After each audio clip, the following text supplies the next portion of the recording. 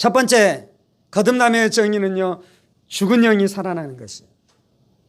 영이 살아나는 것이에요.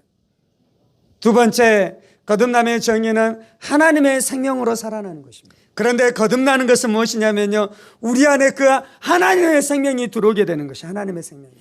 거듭남에 대한 세 번째 정의는요, 우리 안에 그 하나님의 생명이 들어오는데요, 그 하나님의 생명은 어떻게 역사하냐면 하나님의 성품으로 역사합니다. 그런데 타락할 때에 영이 죽었고요, 첫 번째는. 두 번째는 하나님의 생명에서 우리가 끊어졌고요. 세 번째는 우리 안에 있는 하나님의 성품, 신의 성품이 파괴된 것이에요. 신의 성품이 파괴되자 우리 안에 무슨 일이 일어났습니까? 마귀의 본성이 우리 안에 심겨졌어요. 마귀의 본성. 하나님을 떠나면 우리가 마귀를 막아낼 수 없습니다. 하나님의 생명에서 떠나면요, 죽음은 마귀의 것이요, 마귀의 죽음이 우리 안에 들어오는 것을 우리가 막아낼 수 없어요. 그래서 하나님의 생명이 떠나니까 사람들이 두렵고 불안하고 절망스럽고 슬퍼하고 허망하고 그렇게 살아가는 거잖아요. 하나님의 생명에서 떠나면 마귀의 죽음의 역사가 밀려드는 것을 인간이 막아낼 수 없고요, 하나님의 성품에서 떠나며 마귀의 성품이 우리를 점령해 들어오는 것을 우리가 막아낼 수 없습니다.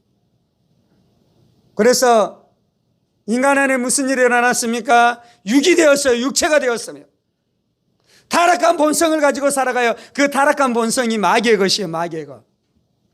교만하고 이기적이고 시기하고 질투하고 미워하고,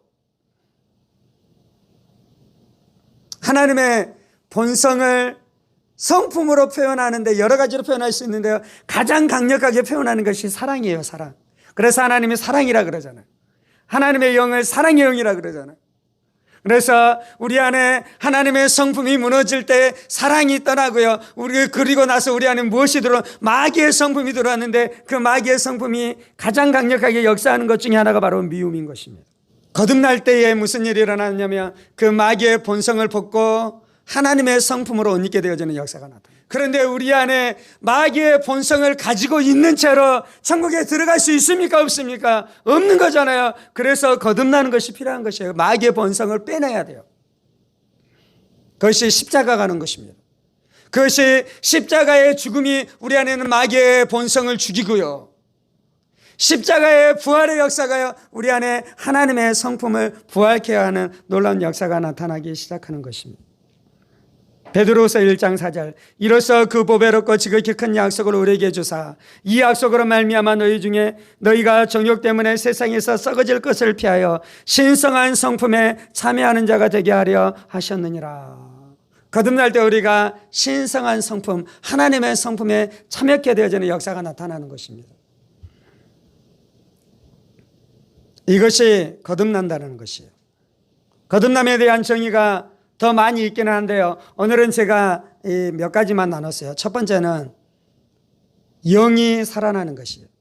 두 번째는 하나님의 생명으로 살아나는 것이에요. 세 번째는 마귀의 본성을 빼고 하나님의 본성, 하나님의 성품으로 살아나는 것입니다. 이것이 거듭남이에요. 사랑하는 여러분, 여러분은 거듭나셨습니까?